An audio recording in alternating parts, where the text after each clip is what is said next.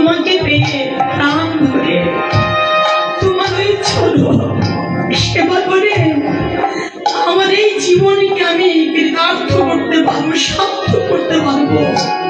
সেই সৌভাগ্য আমার জীবনে কবে আসবে? এই ভাবনা করতে করতে করতে করতে দেখা গেল কি ভাগবতকার জানালেন, দেখো যার ভাবনা যত প্রকাট প্রাপ্তি তত নিকট। ঈশ্বরপুরে তার ভাবনাটা এতই গভীর ছিল, প্রাণ ভরে তিনি এত লেগেছেন সে ভগবান তোমাকে যেদিন আমি পাবো প্রাণ ভরে দু নয়ন জলে তোমার আমরা চরণ সেবা করব। কিন্তু ডাকার মতো ডাকলে, চাওয়ার মতো চাইলে ভগবান তো তার ইচ্ছে কোনোদিন অপূর্ণ রাখতে পারে না। অবশেষে দেখা গেল কি ঈশ্বর করে পেলেন ঠিকই, কিন্তু যেভাবে পাওয়ার কথা, যেভাবে তার ইচ্ছাটা ছিল, চাইলেও সেটা তার আর পূর্ণ হলো না। যদিও প্রথমত অবস্থায় তিনি জানতে চিনতে বুঝতে পারেন চৈতন্য মহাপ্রভু সচি মাতারিণী মায়ের চাঁদ ঈশ্বরপুরীকেই তিনি গুরু রূপে বরণ করলেন, যার কাছে তিনি ভজন আদর্শ শিক্ষা দীক্ষা গ্রহণ করলেন। কিন্তু ঈশ্বরপুরী তাকে শিষ্য রূপে গ্রহণ করলেন, দীক্ষিত করলেন, কিন্তু সেই মুহূর্তে তিনি বোঝেন এতদিন এতকাল আমি যার সাধনা করে এসেছি, যার ভজন পূজন করেছি, প্রাণ ভরে তাকে ডেকেছি পাওয়ার জন্য, আমি গভীর ভাবনায় যার ধ্যানে রত ছিলাম, এই যে সেই উনি আর সেটা প্রথমত বোঝেন, কিন্তু শেষে বুঝতে পারলেন। কিন্তু বোঝার পরে ঈশ্বরপুরীর অঙ্কারে বড় কষ্ট হল, কারণ গুরু তার শিষ্যের সেবা করতে পারে না। মনে মনে তার অনেক কষ্ট যে প্রভু তোমাকে আমি পেলাম ঠিকই, কিন্তু আমার যেভাবে পাওয়ার কথা সেভাবে আর পাওয়া হলো না। চেয়েছিলাম আমি ভগবানের রূপে তোমাকে কাছে পাবো, প্রাণ ভরে তোমার সেবা করবো, কিন্তু প্রভু পেয়ে আজ আর তোমার চরণ সেবা ভাগ্য আমার হলো না। তুমি সেই স্বয়ং ভগবান শ্রীকৃষ্ণ, তুমি সেই প্রভু জগন্নাথ, তুমি আমার কাছে এলে, কিন্তু আমি তোমার সেবা করবো। অবশেষে সেই সেবা সৌভাগ্য অভিলাষে নিয়ে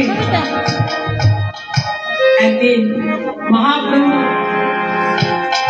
সেই প্রাণ প্রিয় ভক্ত গোবিন্দ দাসকে ঈশ্বরপুরী ডেকে বলেছিলেন, ও গোবিন্দ দাস, আমার তার প্রভুর সেবা করার ভাগ্যে হলো না।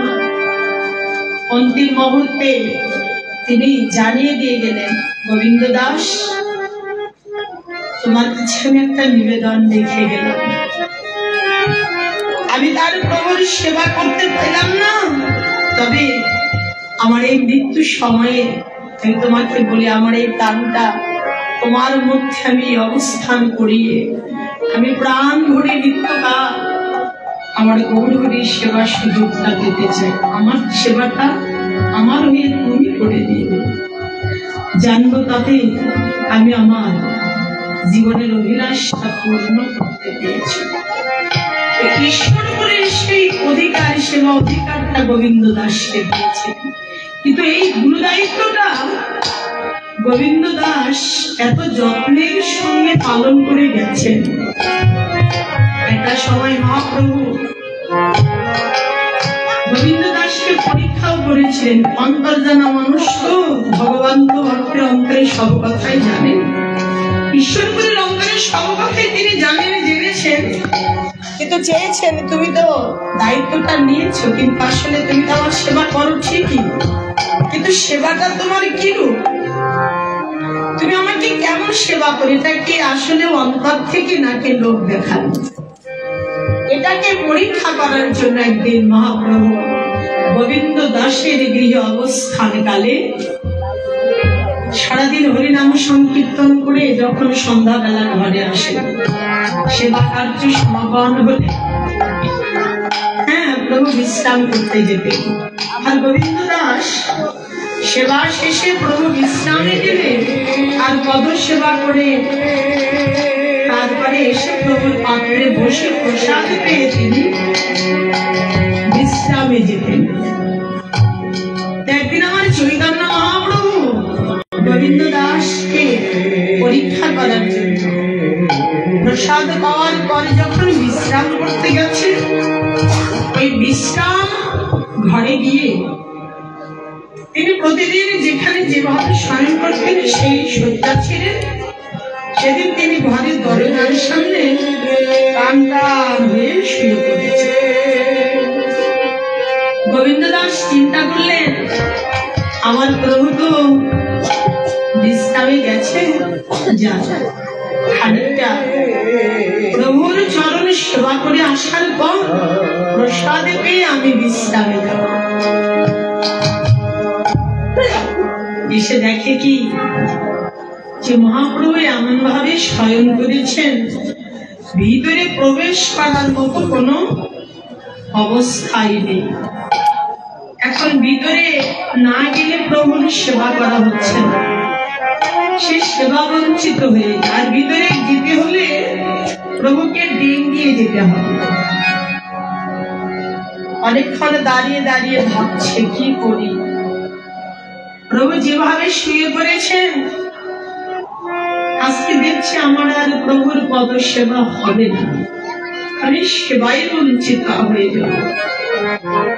অনেকক্ষণ ভেবে ভেবে দেখছি যে না, যা হয় না, অপরাধ হবে হয়ে যাবে, কিন্তু প্রভুর সেবা আমাকে আজ করতেই হবে।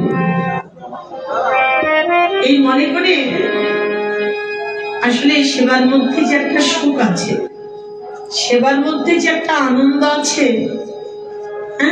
কারণ সেবা না করলে সেটা বোঝা যায় না। সেবায় যারা থাকেন তারা বলছে সেবার আনন্দ কত। সেবা দেওয়ার একটা আনন্দ, আবার নেওয়ারও একটা আনন্দ আছে। যেমন আজকে আপনাদের এই গৃহে সত্যি আমার দাদা ভাই দিদি ভাইরা যত্নের সাথে এত সুন্দরভাবে আপনারা সেবা করে গেছেন। প্রায় ভক্তরাই বলেছে তাদের এত যত্ন, এত আতিথেয়তা, এত যত্নের সঙ্গে করেছেন, সত্যি একটা ভাবনার বিষয়। এত ভালো, মানে আসার পর থেকে যা লাগবে, দিদি দাদা কি লাগবে বলুন, সত্যি। কারণ সেবাটা ঠিক এইভাবেই করতে হবে, সেটা যেমনই হোক। আর এখানে সেবার আয়োজনটাও যথেষ্ট খুব ভালো করেছেন, সেটা আর বর্ণনা করে বুঝিয়ে দেওয়ার অপেক্ষা নেই। কিন্তু একটা সবচেয়ে ওই সেবার মধ্যে বেশি ভালো একটা জিনিস ছিল, সেটা ছিল শ্রদ্ধা ভক্তি। কারণ শুধু সেবা রাজভোগ দেই না কেন, কিন্তু ভক্তি যদি না থাকে সেটা সেবা শুধু ভালো হয় না। সেবার মধ্যে যথেষ্ট একটা জিনিসেরই প্রয়োজন, সেটা হলো শ্রদ্ধা ভক্তি শ্রদ্ধা। তাহলে দেখবেন সেটা যত্নের সঙ্গে ভক্তের সেবায়, ভগবানের সেবায় এইভাবে সুন্দরভাবে সুষ্ঠুভাবে সেবা দিলে সেই সেবাতে ভগবানের কৃপা হয়, পাওয়া যাবে। আজকে গোবিন্দ দাস প্রভুর গায়ের উপর দিয়ে কাপড় মেলে দিয়ে ভিতরে প্রবেশ করলেন। ভিতরে প্রবেশ করে প্রভুর চরণের পাশে গিয়ে বসে বসে কতক্ষণ প্রভুর চরণ সেবা করে চরণ প্রান্তে বসে আছে।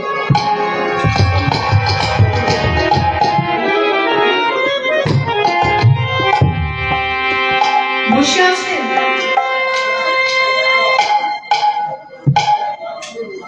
প্রায় রাত্রি গভীর হয়ে গেছে। হঠাৎ করে প্রভুর ঘুম ভেঙে গেল। ঘুম ভেঙে গিয়ে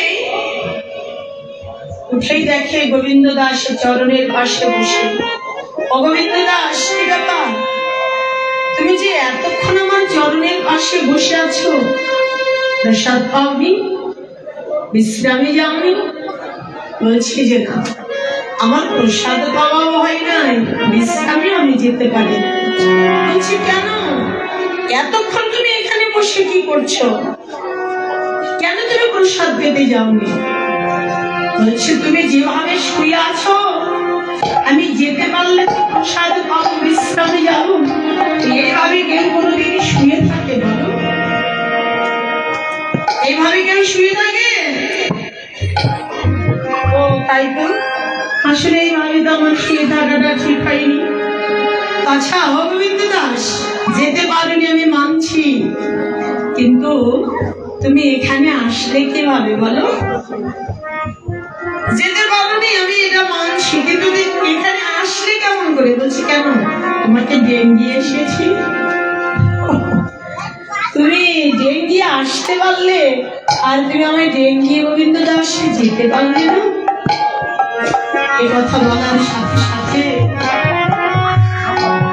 ঝরঝর করে দুই চোখের জলে ভাসতে লাগলেন গোবিন্দ দাস। প্রভু, আমি তোমাকে ডেঙ্গিয়ে এসেছিলাম, কিন্তু প্রভু সেটা এসেছিলাম তোমার সেবা করার জন্য। কিন্তু প্রভু আবার যখন তোমায় ডেঙ্গিয়ে যাব, তখন যে আমার সেবা সুখের জন্য যেতে হয়। কিন্তু প্রভু, আমি আমার সুখের জন্য কি এত বড় অপরাধের কার্য করতে পারি বলো? আমি তোমার সুখের জন্য সব করতে পারি, কিন্তু আমি আমার নিজের সুখের জন্য এত বড় অপরাধের কার্য করতে পারি না প্রভু।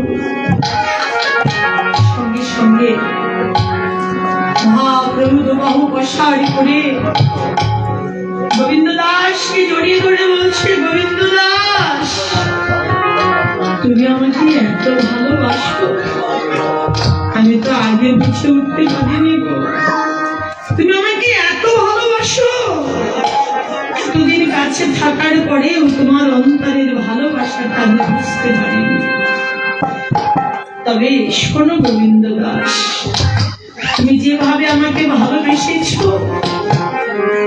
আমি আজকে থেকে তোমার এই ভালোবাসার পরীক্ষা নিতে গিয়ে তোমার ভালোবাসার কাছে আমি ঋণী হয়ে গেলাম।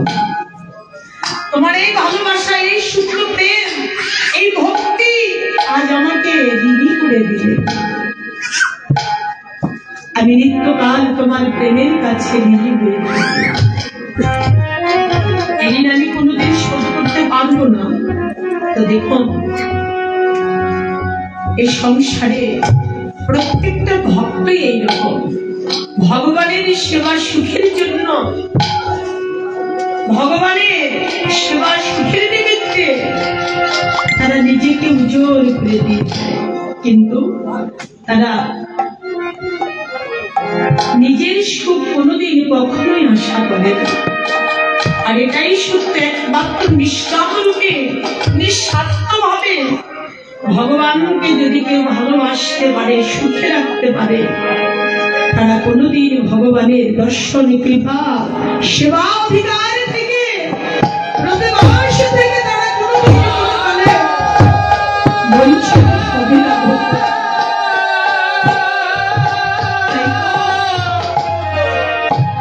আজকে নদীয়ার নাগরিকে বলছে, আমার শ্রী গৌরাঙ্গ রূপ মাধুর্যের কথা, ওই রূপ দর্শন করে আসার পর থেকে ওই রূপ আমার মরমে লেগেছে, মনের মাঝে লেগেছে, লেগেছে। শুধু মর্মান্তরে নয় রে, নয়নে রঞ্জন হইয়া লাগিয়া আছে মারা, ওই গোড়া রূপ আমার নয়ন করে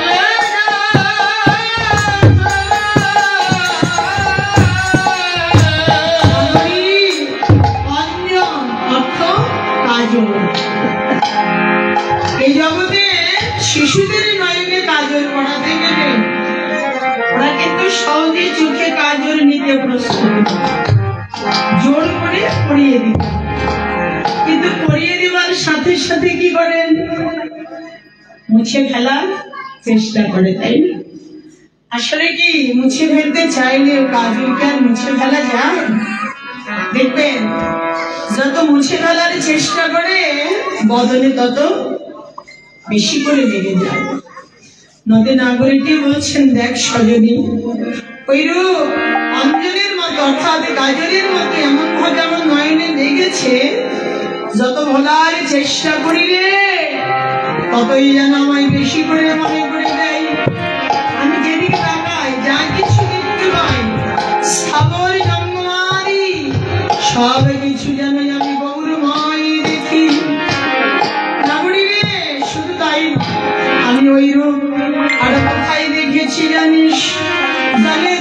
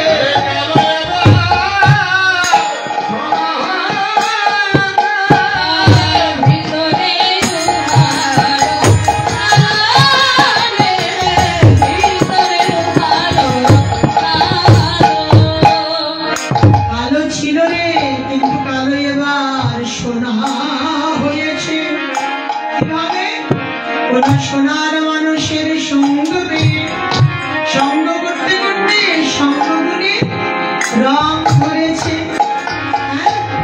শুধু তাই নয় রে, উপরে মহার সোনার যেমন পটে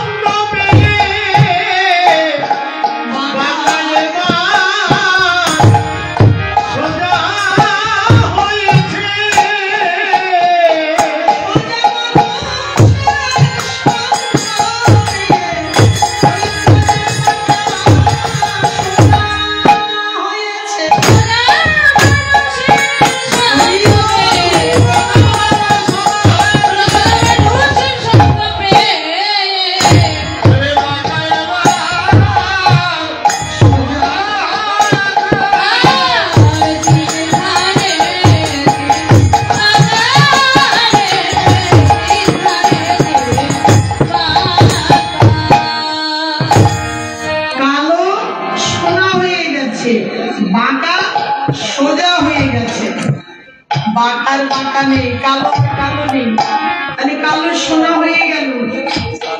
এই কালো এবার সোনা হয়ে গেল। ওই কালো কেন? ওই ব্রজের কৃষ্ণ কালা রাই সোনার সঙ্গ পেয়ে রাধা রানীর কৃপা গুণে কালো সোনা একেবারে আসল সোনা হয়ে গেছে। তার পুরো বর্ণটাই সোনার বর্ণে পরিণত হয়েছে। আর ব্রজের বাঁকা, ব্রজের বাঁকা কে গো? আমাদের কৃষ্ণচন্দ্র।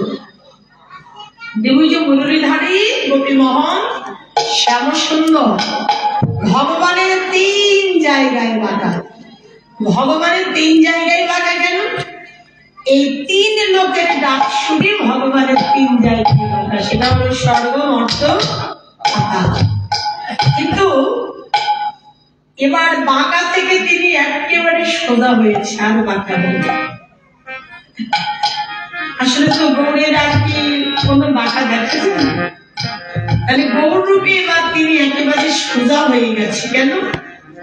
আপনি আচরি ধর্ম জীবের শেখায়।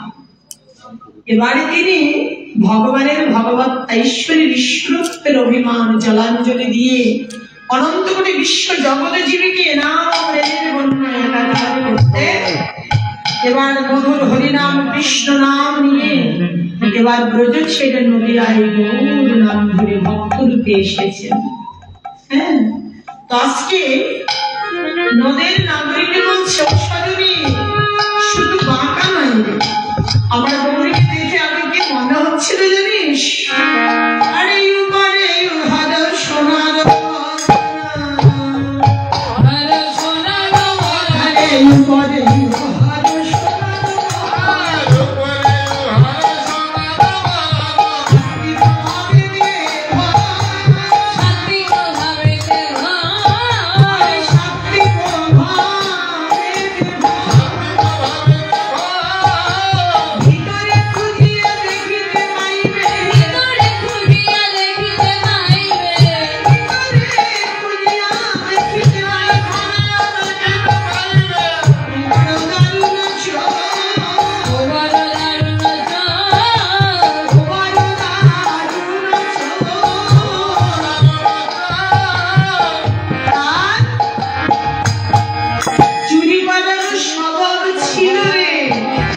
কিন্তু চোরেবার সাধু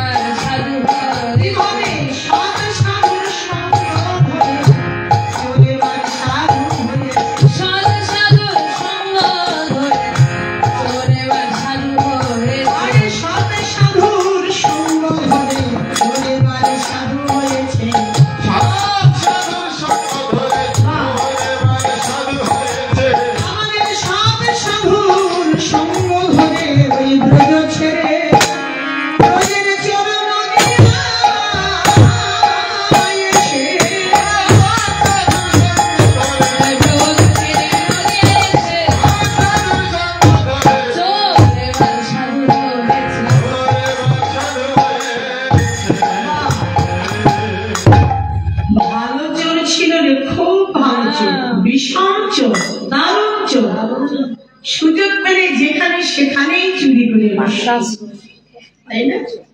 ভগবান সত্যি খুব ভালো চোর। এই যে আপনাদের এই রাত ভর এখানে বসে রেখেছি, ভগবান খুব ভালো চোর না? উনি কিন্তু দিব্যি মায়ের ঘরে ঘুমাচ্ছে। কি ঘুমাচ্ছে না এখন? উত্তর পশ্চিমে গোপাল যখন ঘরে আসলেন, মা যশোদা আরতি করে ছানা মাখন সেবা দিয়ে গোপালকে ঘুমিয়ে রেখেছে। এখন কিন্তু উনি ঘুমিয়ে আছেন। তাও কোথায়? সেই নন্দরাজার চন্দ্রশালিকা হে নির্মিত দুগ্ধহীন শয্যায় গোপাল প্রাণ ভরে ঘুমাচ্ছে। উনি কিন্তু আর জেগে নাই, উনি কিন্তু এখনো ঘুমিয়ে আছেন। আর আপনারা তাকে নিয়ে এই রাত জেগে এখানে বসে আছেন। তাহলে উনি চোর না? আপনাদেরকে এই শীতের দিনে ঘর থেকে বের করে নিয়েছে, তবু কপাল ভালো, কালকে থেকে শীতটা কমে গেছে। তাতে মনে হয় যে মাঘ মাসে আমরা শুনে মাঘের শীতের বাঘ কাঁদে। আর এখন কিসের বাঘ, কিসের কি? এখন ফ্যান চালাতে হচ্ছে। মাঘ মাস গেলই না, শীত পুরাই গেল। তো তবু হোক, সে থাকার যা। তবু দেখুন, এই যে রাত ভর এখানে আপনারা বসে বসে ভগবানের কথা শুনছেন। আর ভগবান কি করেছেন? আপনাদের এখানে বসে রেখে উনি মায়ের সেই সুখের সোনার পালনকে ঘুমাচ্ছেন। হ্যাঁ, কোন চিন্তা নেই, নিশ্চিন্তে। তাহলে উনি আপনাকে এখানে বসিয়ে রেখে উনি সুস্থ ভাবে ঘুমাবেন, এটাকে চলে? তাহলে একটা জিনিস করতে হবে যে তুমি আমাদেরকে জাগিয়ে রেখে তুমি ঘুমাবে, এটা হবে না। আমরাও জাগবো, তোমাকেও জাগাতে হবে। তুমি আমাদের সাথে সাথে তুমি এসে যাবে। কিন্তু সেই রকম কাজটা আপনাদেরকেই করতে হবে কি, কিন্তু সেই অধিকারটা অর্জন করতে হবে। হ্যাঁ, আমরা ঘরে ছেড়ে এসে বসে আছি, তুমি ঘরে রয়ে গেছো। ভগবানকে যদি এখানে আমরা এইভাবে আনতে চাই তাহলে আনা সম্ভব। যদি সেই অধিকারটা আমরা অর্জন করতে পারি তাহলে ভগবান ঘরে ঘুমিয়ে থাকতে পারবে না। হ্যাঁ, যেটা আমরা রাসলীলাতে জেনেছিলাম, ভগবানও এক প্রকারে ওই নন্দ ভবন ছাড়তে বাধ্য হয়েছিলেন এবং ভগবানকে ওই নন্দ রাজার চন্দ্রশালিকা ছাড়তে বাধ্য করেছিলেন। কে জানেন? ভগবানকে ওই ঘর ছাড়া করেছিলেন কারা? বলুন তো কারা? ভগবান শ্রীকৃষ্ণকে ওই নন্দ রাজার চন্দ্রশালিকা থেকে নিকুঞ্জ বনে নিয়ে গিয়েছিলেন কারা? এরকম মানুষ, তাই না? নিয়ে গিয়েছিল এরকম মানুষ ঠিকই, কিন্তু তারা সাধারণ মানুষ নয়, সাধারণের মধ্যে পড়ে না। একমাত্র ওই নন্দ ভবন থেকে গভীর রাত্রিতে ভগবানকে ওই নির্জন নিকুঞ্জ কাননে নিয়ে গিয়েছিলেন একমাত্র ব্রজের গোপীগণ। গোপী ভিন্ন এটা আর কারোর দ্বারা সম্ভব হয় না। বা আর এটাই সত্যি, রাসমঞ্চে একমাত্র গোপীগণেরই অধিকার ছিল। গোপী ভিন্ন এই রাসমঞ্চে আর কেউ যেতেও পারেন মিনাকে পেয়েছিলেন। গোপী ছাড়া ওই রাসমঞ্চে আর কারোর অধিকার ছিল না। গোলক বিহারী নারায়ণ গোলকেও রাসলীলা করেছিলেন, কিন্তু লক্ষ্মীর ইচ্ছা হয়েছিল রাসমঞ্চে যাওয়ার।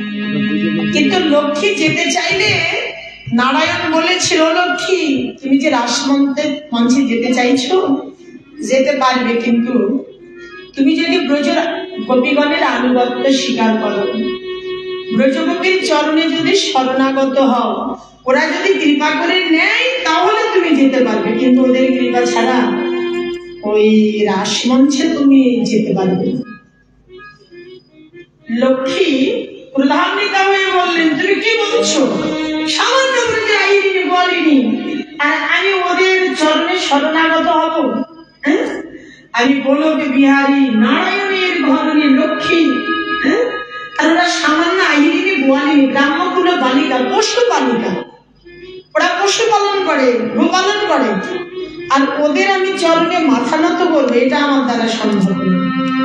তখন গোলক বিহারী নারায়ণ বলেছিলেন, লক্ষ্মী তাহলে আমারও আর তোমাকে রাসমঞ্চে নিয়ে যাওয়া সম্ভব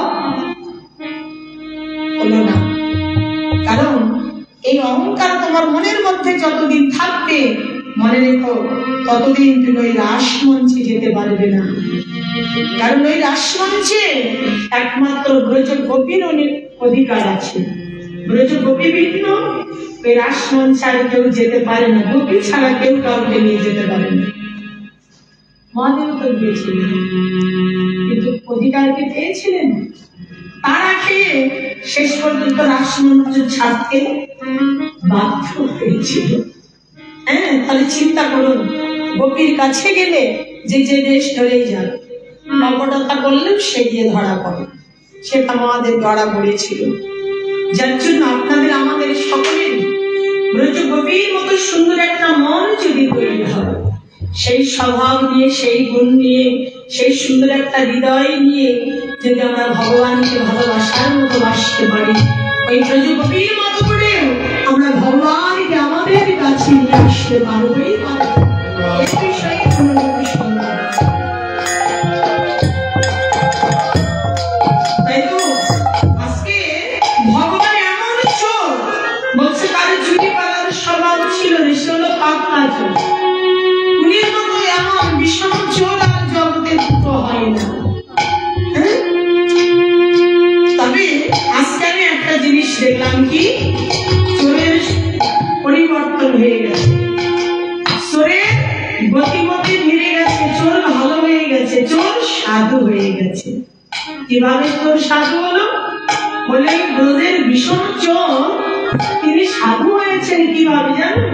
সৎ সাধুর সঙ্গ করতে করতে ওই সাধুর সঙ্গ গুণে কৃপা গুণে ব্রজের চোর সাধু হয়ে গেছে।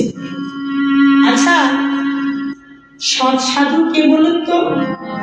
এই বিশ্ব ব্রহ্মাণ্ড জুড়ে একমাত্র আমরা সৎ সাধু কাকে বলি? একজন, তিনি হচ্ছেন আমাদের ব্রজেশ্বরী সামর্থাবতীর শিরোমণি, বামানায়িকার শিরোমণি ব্রজকিশোরী শ্রীমতী রাধারানী। আমার রাধারানী একমাত্র সৎ সাধু। এইরূপ যদি সৎ সাধুর সঙ্গ পাওয়া যায়, এরূপ সৎ সাধু যদি কাউকে কৃপা করে, তার মনের পরিবর্তন ঘটবে।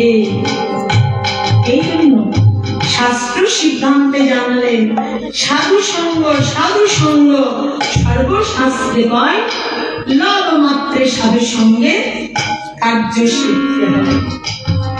এই জন্য বিজয় সরকার আজকাল একটা গানের প্রভাব বেশ বাড়িয়ে দিয়েছে। বিজয় সরকারের গান শুনেছেন না? ভজরে আনন্দের গৌরাঙ্গ আগে একটু জোরে বলবেন, আমি কেন সবাই একটু শুনো। ভজরে আনন্দের গৌরাঙ্গ করলে মন সাধু সঙ্গে। সাধুর গণিতে যাইলে বলা যার শুদ্ধ চিত্ত অন্তর খোলা, সাধুর দর্শনে যায় মনের ময়লা, পরশনে বাড়ে প্রেম তরঙ্গ। ভজরে আনন্দের গৌরাঙ্গ করলে মন সাধু সঙ্গ। তবে সাধু সঙ্গে ওঠা বসা মেলামেশা করলে, সাধু সঙ্গ ধরলে একদিন না একদিন সাধুর কৃপা বলে তার পরিবর্তন ঘটবে। এজন্য নিরন্তর সাধু সঙ্গ আমাদের বাঞ্ছনীয় করতে হয়। ঠাকুর মহাশয় এটাই আমাদের সঠিক সিদ্ধান্ত দিলেন, মার্জন্য হয় ভজন সাধু সঙ্গ মুখ্য।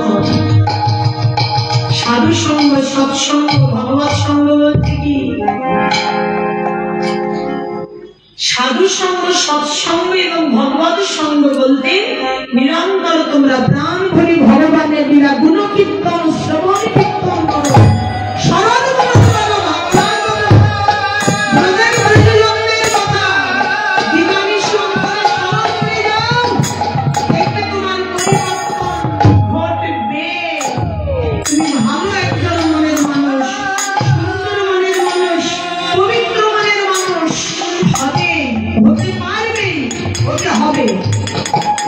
এই জন্য আমাদের রঘুনাথ গোস্বামী পাদিকে মহাপ্রভু ব্রজের ভজন আদর্শ সুশিক্ষা দান করেছিলেন।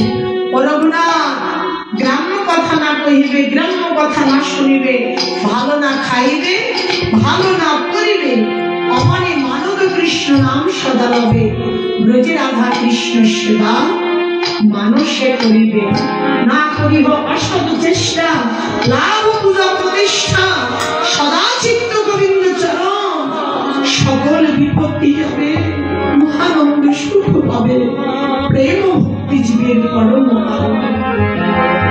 দেখুন, বৃন্দাবনের ভজন করতে গেলে আমাদের কি প্রয়োজন, যেটা অত্যন্ত জরুরি, অবশ্য প্রয়োজন, সেটাই আমার মহাপ্রভু রঘুনাথকে শিক্ষা দান করেছিলেন যে ভালো খাবে না, ভালো করবে না, মন্দ কথা বলবে না, গ্রাম্য কথা বলবে না, গ্রাম্য কথা শুনবে না। গ্রাম্য কথা বলতে কি? যে কথাই তোমার কল্যাণ হবে না, তোমার পরিবারের হবে না, তোমার গ্রামবাসী বিশ্ববাসী কারোরই হবে না, এইসব কথা বলতেও যেও না, শুনতেও যেও। যদি বলার হয় নিরন্তর দুর্লভ মনুষ্য জন্ম, ভালো জন্ম পেয়েছ, এই জীবনে যদি সার্থক করতে চাও, প্রাণ ভরে নিরন্তর দুটো হরি কথাই বলো, কৃষ্ণ কথাই বলো। আমরা বলার মতো ভালো একটা জন্ম পেয়েছি, শোনার মতো ভালো একটা জীবন পেয়েছি, যে জনম জীবন দেবগণের বাঞ্ছিত। এই জন্মটা হলো সেবার জন্ম।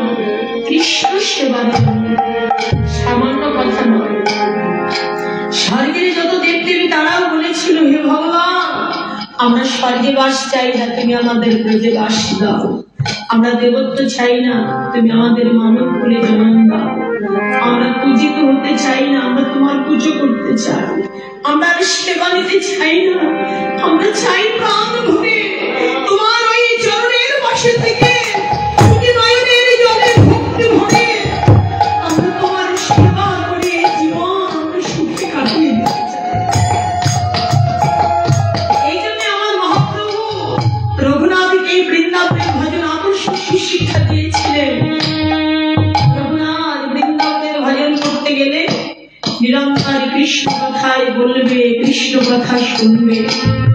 আর যদি সঙ্গ করতে হয়, নিরন্তর কৃষ্ণ ভক্তের সঙ্গ করবে। ভালো খাবে না, ভালো করবে না। কেন? ভালো খাওয়া করার মধ্যে অহংকার সৃষ্টি হয়, আর অহংকার সৃষ্টি হলে অপরাধ হবে, আর অপরাধ হলে তুমি ভজনে বাদ পড়ে যাবে। ভজনে বাদ পড়ে গেলে তুমি কৃপা বঞ্চিত হবে। তোমার প্রতি আমার শ্রীকৃষ্ণের কৃপা হবে না। তাই বললেন তুমি ভালো খাবে না, ভালো করবে না, অভিমান শূন্য হয়ে সদা কৃষ্ণ নাম লবে। আর কি বললেন গো? ব্রজে রাধা কৃষ্ণ সেবা মানুষে করবে। মানুষের শব্দের অর্থ মনে হবে। ব্রজের ব্রজজন, সখাগণ, সখীগণ, গোপীগণ, রাধারানী, নন্দ, যশোমতী, অসংখ্য ব্রজবাসী ভক্ত, তারা কিভাবে ভগবানের সেবা করেছে সেটা মনে মনে ভাবো। আর ভগবানের যতটুকু পার সামর্থ্যের মধ্যে ভক্তির সঙ্গে সেবা করো, তাহলে ভগবান তোমাকে ভালোবেসে কৃপা করবে। না করিও অসৎ চেষ্টা, অর্থ কারোর উপকার করতে না পারো কিন্তু ক্ষতি করতে যেও না। কাউকে ভালোবাসতে না পারো কিন্তু হিংসা করো না।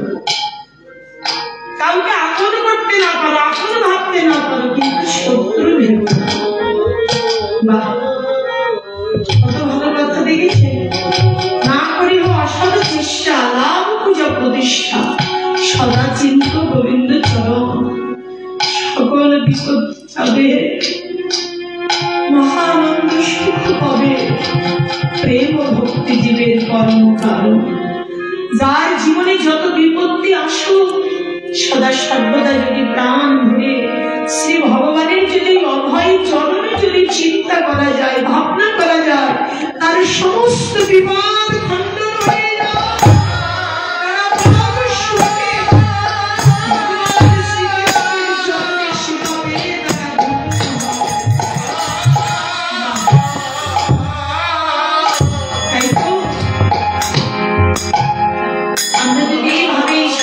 কথাগুলি শ্রদ্ধার সঙ্গে ভক্তির সঙ্গে যদি গ্রহণ করে পালন করতে পারি, আমরা কৃপা বঞ্চিত হব না। হরিবল হরিবল। এইভাবে সাবধানে ভজন করে কৃপা ধন্য হয়েছে। বৃন্দাবনের ভজন করতে করতে অবশেষে তারা ব্রজেই দেহ রাখলেন। আজ যাদের সমাধির স্থান বৃন্দাবনে বর্তমান। তাই তো আজকে নদের নাগরিকে বলছে, কি বলবে? এই বলি